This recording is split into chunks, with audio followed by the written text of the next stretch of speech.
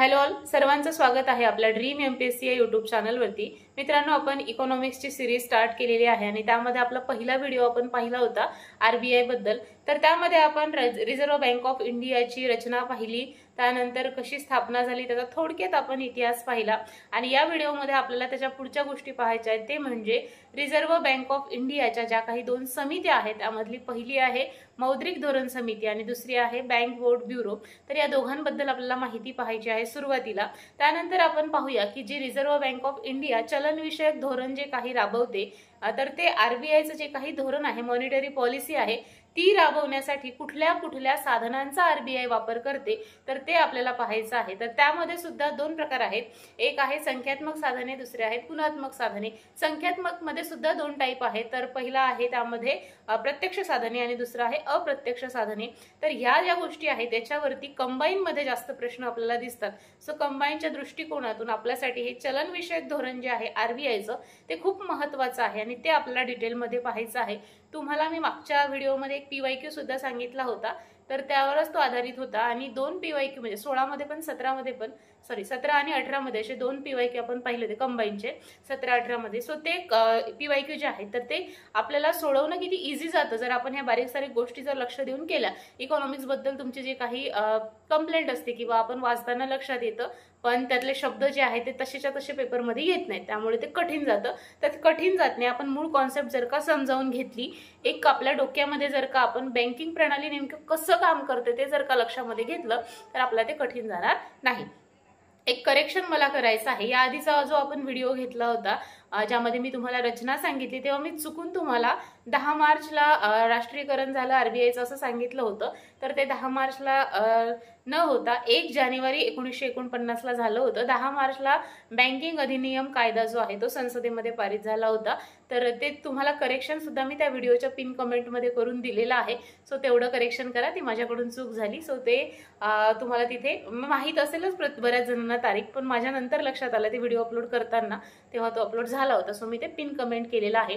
So 10 March नसून ती तारीख 1 जानेवारी आहे। ओके, आणि आपल्यासाठी मग आता आजच्या व्हिडिओमध्ये आपल्याला जे पाहायचं आहे ते म्हणजे मौद्रिक धोरण समिती बीबीबी, बँक बोर्ड ब्युरो, त्यासोबत चलन विषयक धोरण जे काही पॉलिसी आहे, धोरण जे आहे, तर त्यामधले आपण जितके होतील तितके साधनं आज पाहू, नाही झालं तर नेक्स्ट पार्ट मध्ये ते आपण घेऊया। तत्पूर्वी जर का तुम्ही चॅनलवरती नवीन असाल तर आपल्या या ड्रीम एमपीएससी चॅनलला सबस्क्राईब करा। टेलिग्राम चॅनल सुद्धा याच नावाचं आहे, त्याची सुद्धा लिंक मी तुम्हाला डिस्क्रिप्शन बॉक्समध्ये देईन, ते सुद्धा चॅनल जॉईन करा, ज्याच्यावरती आपण पीवायक्यू बेस काही क्वेश्चन अपलोड करत असतो।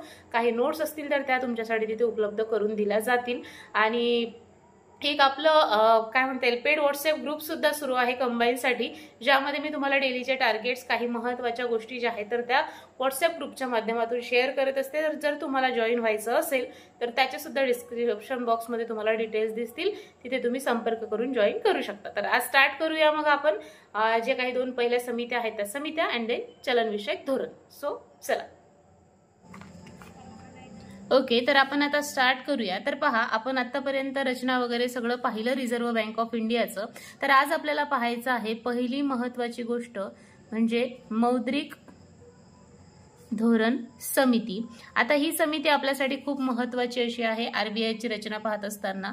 तर आपली ही जी काही समिती आहे तर ही समिती नेमकं काय कार्य करते तर ते महत्त्वाचं आहे। खूप डीप मध्ये आपल्याला याच्यामध्ये जायचं नाही आहे, एक ओव्हरऑल रचना कशी आहे आणि तिचं नेमकं काय कार्य आहे इतकंच आपल्याला पूर्वच्या दृष्टीने आवश्यक आहे। सो तितकंच आपण पाहणार आहोत।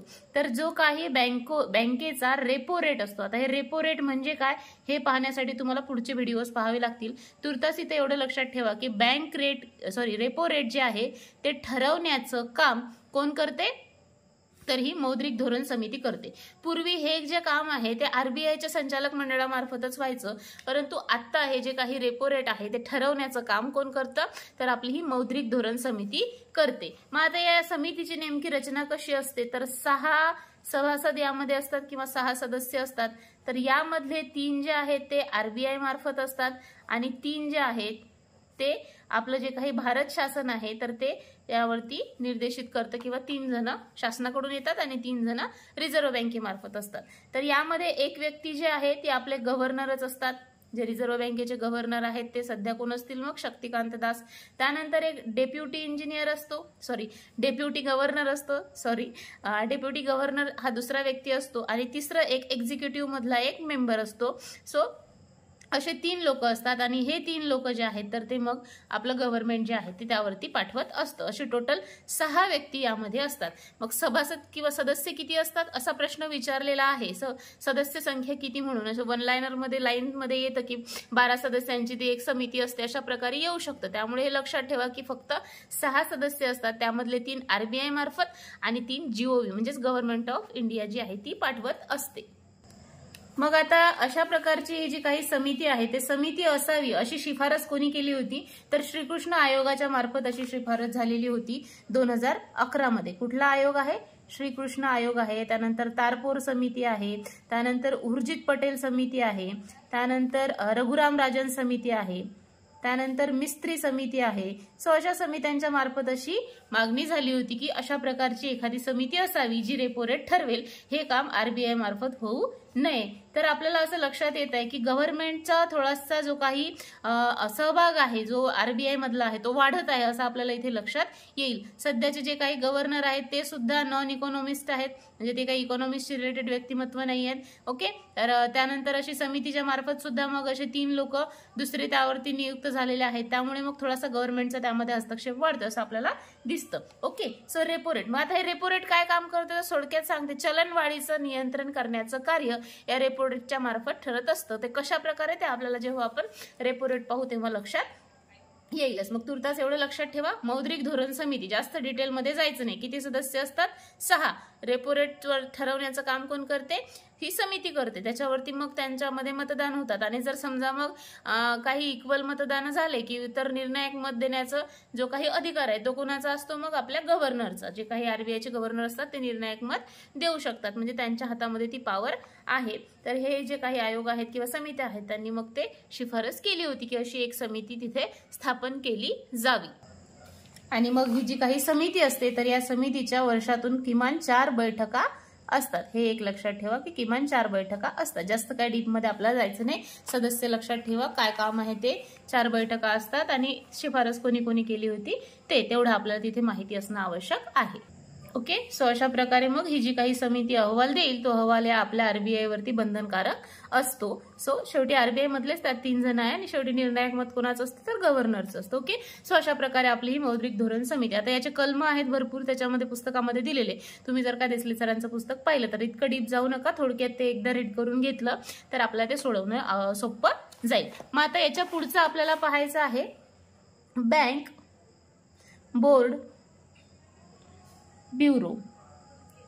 पुढचं आता याच्यामध्ये आपल्याला आणखी समित्या सुद्धा दिलेल्या आहेत बरं, परंतु आपल्याला तितक्या काही पाहणं तिथे आवश्यक आहे असं मला वाटत नाही. त्यामुळे आपण जितकं कमीत कमी पाहता येईल आणि जितकं आपल्यासाठी आवश्यक आहे तितकंच आपल्याला पाहायचं आहे. ओके, सो आपल्यासाठी हे बँक बोर्ड ब्युरो आपल्यासाठी महत्वाचं आहे. सो आपण हे पाहणार आहोत.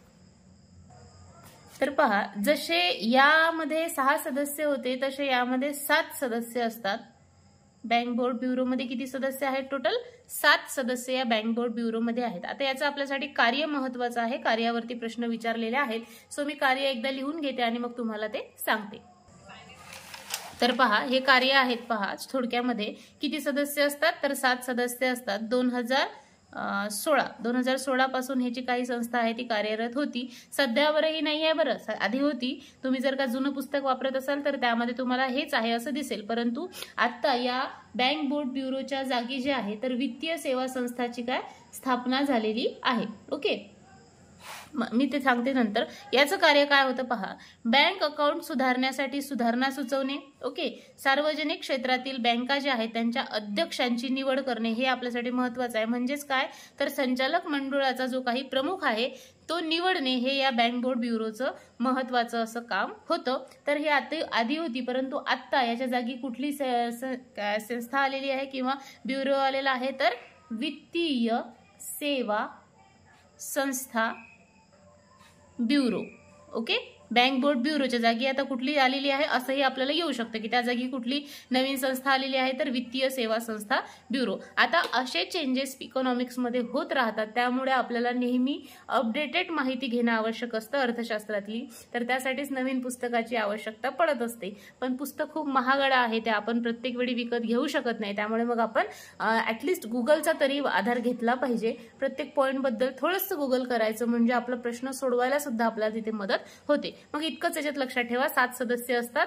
अध्यक्षाची निवड करण्यासाठी ते मदत करत असते. त्यासोबत आणखी कार्य जर का तुम्ही पाहिलं ना, तर जे काही बँकांचं प्रशासन असते ते सुधारण्यासाठी, बँक अकाउंट सुधारण्यासाठी म्हणजे काय, बँकांचे जे काही व्यवहार आहेत, प्रशासन विभाग आहे, तर त्यामध्ये सुधारणा सुचवण्याचं काम या ब्युरोचं होतं. ते ब्युरो ते काम करत होतं. मग आता तेच काम ही वित्तीय सेवा संस्था करत असेल असं आपण तिथे गृहीत धरूया, किंवा ती संस्था करते. आता ही जी काही नवीन ब्युरो आहे तर ती मार्च 2022 ओके कधीपासून आलेली आहे तर मार्च 2022 पासून ही जी काही नवीन संस्था आहे, म्हणजे इथपर्यंत बँक बोर्ड ब्युरोचे सदस्य कार्यरत होते. त्यानंतर मग इथली जी संस्था आहे ती नवीन ब्युरो तिथे स्थापन झालेली आहे. ओके, सो याबद्दल थोडक्यात आपल्याला माहिती पाहायची असेल तरी आपल्याला मग ही स्थापन करण्याचं काम का पडलं, तर ही जी काही BBB आहे तर याची जी काही निवड प्रक्रिया होती तर यामध्ये थोडासा वेळ जात होता, वेळखाऊ ती प्रक्रिया होती. त्यामुळे मग ही नवीन संस्था तिथे स्थापन करण्यात आलेली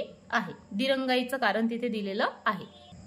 ओके, मग आता ही जी काही बँक बोर्ड ब्युरो आहे त्या जागी मग आलेली ही नवीन संस्था आहे, तर याबद्दल आपल्याला तिथे माहिती घेणं आवश्यक आहे. ओके, मग आता आपण त्याबद्दल जर का माहिती घेतली तर त्याबद्दल माहिती पाहूया आपण. 2022 पासून ही संस्था जी आहे ती कार्यरत झालेली आहे. ओके, आणि यामध्ये जे अध्यक्ष आहेत त्यांचं नाव आहे भानुप्रताप शर्मा. तुम्ही सूर्यवंशम पिक्चर पाहिला असेल ना, त्यातलं हे नाव आहे. भानुप्रताप शर्मा यांची जी काही अध्यक्ष आहे म्हणून निवड झाली होती 2 वर्षासाठी. Okay, 2 year. किती वर्षासाठी? 2 वर्षासाठी त्यांची नियुक्ती त्या बँक बोर्ड ब्युरोच्या नवीन जी काही स्थापन झाली त्याच्यावरती झालेली होती. त्याला आपण इंग्लिशमध्ये जर का त्याचं आपण नाव पाहिलं तर त्याला म्हटलं जातं फायनान्शियल सर्व्हिस इन्स्टिट्यूशन ब्युरो, म्हणजे आपण त्याला शॉर्टकटमध्ये FSIB असं म्हणू शकतो. Financial service institution bureau. आपल्याला लॉंग फॉर्म सुद्धा विचारले जातात, सो आपल्यासाठी तिथे जो काही त्याचा लॉंग फॉर्म आहे तो महत्वाचा आहे. Financial service institution bureau. Bureau मधला बी याच्यामध्ये सुद्धा आहे. सो ही संस्था तिथे स्थापन झाली आणि याचे अध्यक्ष कोण होते? मग भानुप्रताप हे त्यांचे अध्यक्ष होते. तर जसं BBBचं कार्य होतं बँक बोर्ड ब्युरोचं, तसंच या FSIBचं सुद्धा कार्य आहे. आणि यामध्ये सदस्य संख्या किती आहे तर ती आपण पाहूया. तर पहिल्या BBB मध्ये किती सदस्य संख्या होती? 7. तर यामध्ये किती आहे? 1 अध्यक्ष असतो, त्याच्यानंतर खाली 4 काय म्हणता येईल आपल्याला 4 आणखी सदस्य असतात, त्याच्यानंतर खाली परत 3 सदस्य असतात आणि त्याच्या खाली परत 3 सदस्य असतात. म्हणजे किती झाले टोटल? 1 आणि 4 5, 5 आणि 3 8, 9 10 11 असे टोटल 11 सदस्यांची ही नवीन जी काही समिती आहे ती आहे.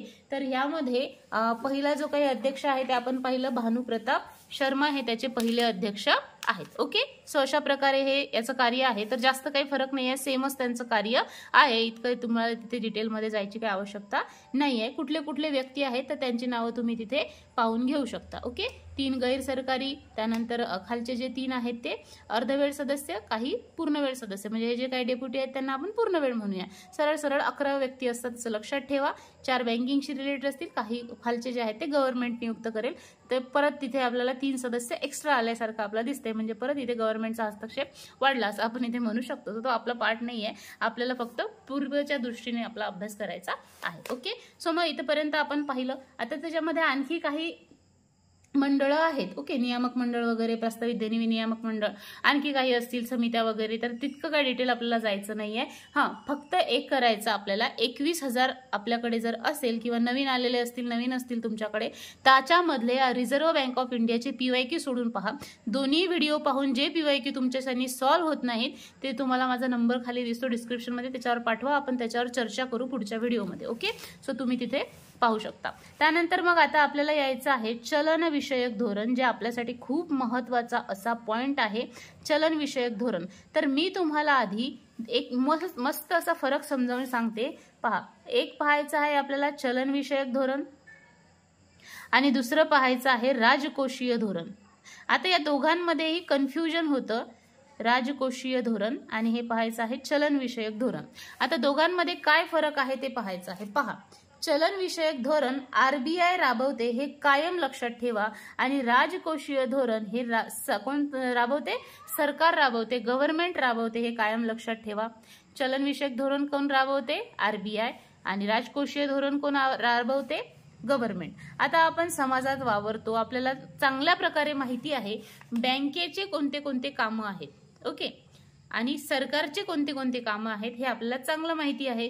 मग आपल्याला या कॉमन सेन्सने सुद्धा बरेचसे प्रश्न सोडवता येतात, इकॉनॉमिक्सचे सुद्धा, परंतु त्यासाठी आपल्याला थोडंसं अलर्ट असणं आवश्यक आहे। आता आरबीआय चलन विषयक धोरण राबवते म्हणजे काय? जे इन्फ्लेशन असतं किंवा आपण त्याला मराठीत चलनवाढ म्हणतो, ओके, इन्फ्लेशन किंवा चलनवाढ ज्याला म्हणतो, या चलनवाढीवर नियंत्रण आणण्यासाठी ज्या काही नीतींचा किंवा ज्या काही उपायांचा वापर केला जातो त्या उपायांनाच म्हटलं जातं चलन विषयक धोरण। आणि हे जे काही राजकोषीय धोरण आहे, इथे सरकारला जो काही कर मिळतो, जो काही टॅक्स आपण पे करतो, या टॅक्सच्या माध्यमातून सरकार काहीतरी पैसा जो आहे तो गोळा करते आणि मग त्यातूनच आपल्यासाठी विविध काय आणते? योजना आणते, किंवा काही आपल्याला काय देते तिथे, काय म्हणता येईल त्याला, काही सवलती वगैरे जे काही देते, तर त्या सवलती वगैरे देणे, म्हणजे हे जे काही धोरण राबवणे आहे ते झाला पार्ट या राजकोषीय धोरणाचा, ज्याच्यामध्ये सुद्धा आपण इन्व्हॉल्व आहोत आणि इथे सुद्धा इनडायरेक्टली आपण इन्व्हॉल्व आहोत। कारण समजा आरबीआय ही बँकांची बँक आहे, हे आपण पाहिलं होतं, म्हणजे आपली एसबीआय असेल किंवा बँक ऑफ इंडिया असेल किंवा कुठली आयसीआयसीआय बँक असेल, या बँकांचे खाते असतात आरबीआय कडे। मग यांना आरबीआय काय सांगते की तुम्ही इतका इतका पैसा आमच्या बँकेत ठेवा। मग आता यांनी जर जास्त पैसा या बँकेकडून आपल्याकडे ठेवला या आरबीआयनं, मग बँकांकडे कमी पैसा उरेल। मग बँकांकडे जर कमी पैसा उरला तर ते लोकांना कर्ज देईल का? नाही। मग बँकांनी जर लोकांना कर्ज दिलं नाही तर लोक व्यवहार करतील का? नाही। म्हणजेच तिथं काय होईल? चलन घट निर्माण होईल। पण या विरुद्ध जर का आरबीआयनं म्हटलं की तुम्ही आमच्याकडे फार कमी पैसा ठेवा, म्हणजे इकडे बँकेकडे असलेला पैसा वाढेल। मग बँकेकडे पैसा वाढला की बँक काय करेल? लोकांना अमाप कर्ज वाटेल, आणि कर्ज वाटप केल्यामुळे लोकांकडे पैसा येईल, आणि मग पैसा आल्यामुळे चलनामध्ये काय होईल? वाढ होईल। सो अशा प्रकारे या गोष्टीचा फरक आपल्यावरती पडतो। म्हणजे ही आरबीआय या बँकांवर नियंत्रण ठेवते, आणि या बँकांच्या मार्फत मग जो काही आर्थिक व्यवहाराची घडी आहे ती कशी असेल ते तिथे ठरत असते। तर यालाच म्हटलं जातं चलन विषयक धोरण आणि राजकोषीय धोरण। हे वेगळा पार्ट आहे, पण यातला मेन फरक तुम्ही लक्षात घ्या, हे आरबीआय राबवते आणि हे गव्हर्नमेंटच्या मार्फत राबवलं जातं, ओके। मग आता हे जे काही चलन विषयक धोरण आहे, तर मग हे राबवण्यासाठी बँकाला काय फक्त डायरेक्ट मग सांगते का आरबीआय जा रे तुम्ही एवढं अर्ध पैसे आमच्याकडे ठेवा? त्याचे काहीतरी वेगवेगळे उपाय आहेत, काही साधनं आहेत, तर तेच साधनं आपल्याला पाहायची आहेत। मग आता हे जे काही चलन विषयक धोरण आहे, तर हे चलन विषयक धोरण राबविण्याचे दोन साधनं आहेत। एक आहे संख्यात्मक साधने, दुसरी आहे गुणात्मक साधने, ओके। एक आहे संख्यात्मक साधने, दुसरी आहे गुणात्मक साधने। मग या संख्यात्मक मध्ये सुद्धा एक आहे प्रत्यक्ष साधने आणि दुसरी आहे अप्रत्यक्ष साधने, ओके। एक आहे प्रत्यक्ष, एक आहे अप्रत्यक्ष साधने। आता हे जे काही संख्यात्मक साधने आहेत, तर हे आकड्याच्या स्वरूपात, आकडेवारीच्या संख्या आकडेवारीच्या स्वरूपात असेल, हे तुमच्या इथे लक्षात आलं। आणि हे प्रत्यक्ष म्हणजे डायरेक्ट अफेक्ट करतील, आणि हे अप्रत्यक्ष म्हणजे इनडायरेक्टली अफेक्ट करतील। मग यामध्ये पहिलं आहे CRR आणि दुसरं आहे SLR। पहिलं कुठलं आहे? CRR आणि दुसरं आहे SLR। दोघांवर सुद्धा प्रश्न विचारून झालेले आहेत। कुठले साधनं आहेत तेही विचारलं जातं आणि त्याच्याबद्दल सुद्धा विचारलं जातं, त्यामुळे आपल्याला हे डिटेलमध्ये आणि चांगलं करणं तिथे आवश्यक आहे, ओके। तर मग आता हे पाहिले आपण प्रत्यक्ष। मग अप्रत्यक्ष मध्ये सुद्धा भरपूर आहेत, ओपन मार्केट पॉलिसी असतील किंवा खुल्या बाजारातील व्यवहार आहे, बँक रेट आहे, त्यानंतर रेपो रेट आहे, त्यानंतर रिव्हर्स रेपो रेट आहे. ओके, सो अशा प्रकारचे साधनं यामध्ये येतात. मग हे जे काही आपले गुणात्मक साधनं आहेत यामध्ये येते मग सीमांत उत्पादकता. हे काय आहे ते तुम्हाला मी सगळं डिटेलमध्ये सांगते. ओके, त्यानंतर मग वेचक पत नियंत्रण, म्हणजे हे काय गुणात्मक आहे त्यामुळे हे काय आपल्याला ऍक्च्युअल असं सांगता येणार नाही, आकडेवारीच्या स्वरूपात सांगता येणार नाही, ते आपल्याला डिटेलमध्येच तिथं पाहावं लागेल. सो हे जे काही आहेत ते आपण मग पुढच्या व्हिडिओमध्ये पाहूया. सध्या आपल्याला पाहायचे आहे प्रत्यक्ष साधने आणि यामधला आपल्याला पाहायचं आहे CRR आणि SLR. तर यामधला आपण फक्त एक पाहूया, SLR आपण पुढच्या व्हिडिओमध्ये पाहूया कारण व्हिडिओ खूप मोठा होऊन जाईल आपला म्हणून. आता पहा CRR, याला म्हटलं जातं कॅश रिझर्व रेशिओ. काय म्हटलं जातं? Cash reserve ratio. आता काय आहे शब्द? कॅश. कॅश म्हणजे काय? नोटा. ओके, मग आता हे जे काही समजा, आता मी तुम्हाला आकृती टाईप सांगते. ही आहे RBI आणि ही घेऊया आपण SBI, उदाहरणादाखल देते. ओके, आता पहा या बँकेमध्ये लोकांचे खूप साऱ्या ठेवी आहेत. आपण सुद्धा, आपलं सुद्धा खातं SBI मध्ये नक्कीच असेल. मग आपण समजा बँकेकडे 100 करोड आपण पैसे देऊन देऊन बँकेकडे 100 करोड रुपये झाले. ओके, किती रुपये झाले? 100 करोड रुपये झाले. मग ही RBI या बँकेची बँक आहे. मग हे जे काही RBI आहे ही SBI ला काय म्हणते? तुझ्या 100 करोड मधले 3% पैसे माझ्याकडे रिझर्व ठेव, ते तुला काढता येणार नाही, त्याच्यावर मी तुला कोणतंही व्याज देणार नाही, काही तुला त्याच्यात फायदा भेटणार नाही, पण ते तुला रिझर्व ठेवावे लागतील आणि हे बँकांसाठी कंपल्शन असतं. म्हणजे 100 करोड मधले 3 करोड या बँकेकडे तिकडे सेव्ह झाले. ओके, मग आता हे जे काही रिझर्व पैसा आहे मग तो केव्हा वापरला जात असेल? जेव्हा बँकेला बुडत आहे बा किंवा काही गरज पडत आहे अशा वेळेस मग रिझर्व बँक हा पैसा वापरत असेल. सो असं प्रत्येक बँकेला ठरवून दिलेला निधी, म्हणजे हे प्रमाण ठरवलेलं असतं, हे फिक्स असतं. मग प्रत्येक बँकेचं जेवढं काही त्यांच्या ठेवी असतील त्याच्यात 3% त्यांना इकडे RBI कडे ठेवावं लागेल. त्याला म्हटलं जातं कॅश रिझर्व रेशिओ. सरळ सरळ साध्या सोप्या भाषेत मी तुम्हाला हे सांगितलेलं आहे. मग आता हे कमी जास्त होते का? तर हो. आता पहा, समजा बँकेकडे 100 करोड होते, त्यातले 3 करोड इकडे दिले, मग उरले किती बँकेजवळ? 97 करोड. मग बँकेला सगळे खेळ या 97 करोड मध्येच करावे लागतात. म्हणजे बँकेकडे जर 100 करोड असले तर पूर्णच्या पूर्ण बँक काही वापरू शकत नाही. आता या 97 करोड मधले सुद्धा जवळपास 18% जे आहे ते बँकेला SLR स्वरूपात स्वतःजवळच ठेवावे लागतात.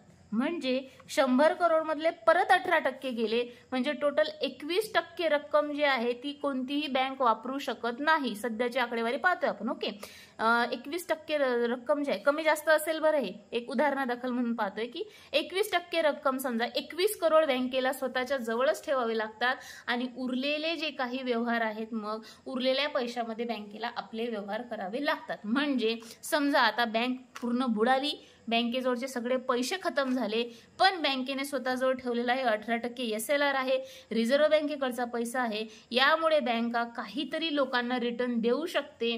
त्यामुळे मग बँकांवरचा लोकांचा विश्वास सुद्धा अबाधित राहतो आणि बँक बुडाली तरी लोकांना त्यांच्या ठेवी ज्या आहेत त्या परत मिळू शकतात. त्यासाठी सिक्युरिटी म्हणून हे पैसे ठेवलेले असतात.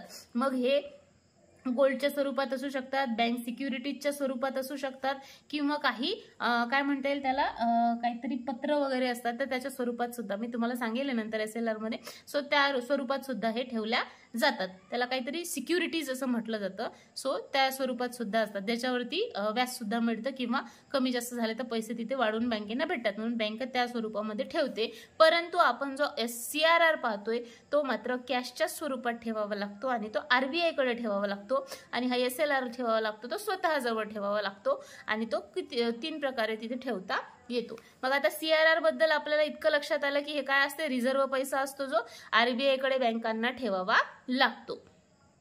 मग आता मी तुम्हाला मगाशी सांगितल्याप्रमाणे जर का CRR बँकेनी वाढवला, समजा 3% वरून CRR जर का 4% झाला.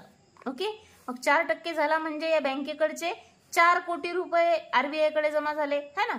इथं 3% देत होते म्हणजे 3 कोटी देत होते, आता किती द्यावं लागेल 4 कोटी द्यावं लागतील. म्हणजे इकडचा परत यांच्याजवळचा पैसा जो आहे तो काय झाला, कमी झाला.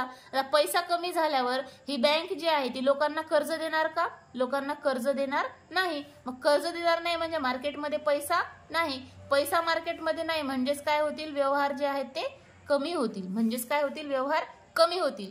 परंतु या उलट जर का CRR कमी केला म्हणजे 3च्या खाली गेलं किंवा 3% आहे कमी असला तर बँकेकडे पैसा जास्त असेल, मग बँक काय करेल, लोकांना कर्ज देईल. कर्ज दिल्यामुळे आपल्या बाजारामध्ये काय येईल, तेजी येईल, मंदी येणार नाही. ओके, सो अशा प्रकारे या CRRचा आपल्या बाजारातील तेजी मंदीवरती फरक पडत असतो. ओके, म्हणजे जर का CRR वाढवला तर काय होईल, चलन घट होईल.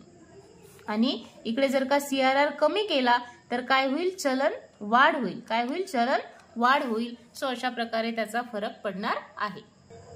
ओके, सो इथे तुम्हाला फरक लक्षात आला पाहिजे की समजा आता जी कोरोनाची महामारी आली होती, मग जे लोक आहेत सामान्य लोक त्यांच्याकडे पैसा नव्हता, तर तेव्हा मग जो काही CRR आहे तो कमी केला होता जेणेकरून लोकांच्या हातामध्ये पैसा जाईल आणि मग लोकांकडे बँकांना त्यांना पैसे देऊ शकतील आणि व्यवहारामध्ये पैसा येईल. सो त्यासाठी मग हे CRR तिथं कमी केलेला होता. आता CRR कॅश स्वरूपात असतो, हे आधीच सांगितलं. याच्यावर कुठलंही व्याज जे आहे ते RBI बँकांना देत नाही. उलट जर का या बँकांनी CRR जर का कॅश स्वरूपात RBI कडे दिला नाही तर RBI त्यांच्यावरती दंड सुद्धा ठोठावू शकते.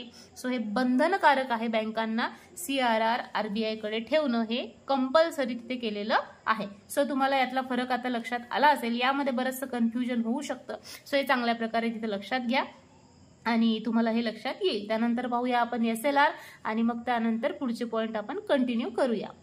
सो अशा प्रकारे आज आपण बँक बोर्ड ब्युरो बद्दल, त्यासोबत जे काही मौद्रिक धोरण समिती आहे त्याबद्दल पाहिलं, CRR बद्दल पाहिलं, त्यानंतर जे काही रिझर्व्ह बँक आहे त्याचे थोडक्यात कशा प्रकारे चलन जे काही धोरण असतं, चलनविषयक धोरण ते कसं काम करतं, त्यातला आणि राजकोषीय धोरणामधला फरक, या सगळ्या गोष्टी आपण पाहिल्या. उर्वरित जे काही साधनं आहेत, SLR आहे डिटेलमध्ये, ते आपण पुढच्या व्हिडिओमध्ये पाहू. हा व्हिडिओ पूर्ण पाहिला त्याबद्दल खूप खूप धन्यवाद. भेटूया पुढच्या व्हिडिओमध्ये. चॅनलवरती नवीन असाल तर नक्की एक सबस्क्राईब करा आणि व्हिडिओ आवडत असेल तर लाईक करत जा जेणेकरून आणखी व्हिडिओज बनवायला थोडंसं बरं वाटतं. सो नक्की लाईक करा. भेटूया पुढच्या व्हिडिओमध्ये आणि आपल्या टेलिग्राम चॅनलला नक्की जॉईन करा. Thank you so much. भेटूया पुढच्या व्हिडिओत.